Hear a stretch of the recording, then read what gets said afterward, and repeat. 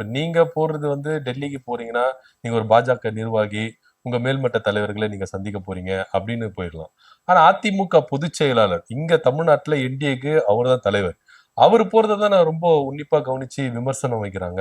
ஏன்னா இப்ப நீங்க ஜெயலலிதா அவங்க இருக்கும் பொழுது இல்லைங்க சார், இப்ப மார்ச் 22 அன்னைக்கு நம்ம பேசிட்டு இருக்கோம். நேத்து கிரண் ரிஜிஜு அவர்கள் வந்தாரு, சென்ட்ரல் மினிஸ்டர். நேத்து இங்க வந்தாரு, ஒரு ஒரு நிகழ்ச்சி அட்டென்ட் பண்ணாரு. அதுக்கப்புறம் வந்து இவங்களோட பேசிட்டு போறாரு.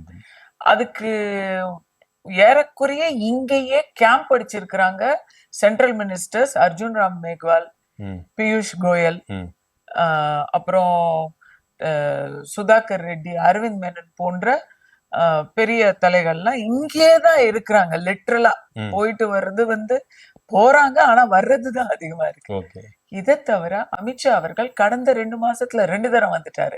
பிரைம் மினிஸ்டர் மோடி கடந்த 2 மாசத்துல 2 தரம் வந்துட்டாரு. இவ்வளோ தரம் அவங்க எல்லாம் வந்து பாக்குறாங்கல்ல, அப்பெல்லாம் நீங்க இப்படி கேள்வி கேட்கறது இல்ல. ஏன்னா அது வந்து நரேட்டிவ் செட் பண்ண முடியாது. எடப்பாடி அவர்கள் தான் இங்க சீஃப் மினிஸ்டர் கேண்டிடேட், அவரை தான் டார்கெட் பண்றாங்க.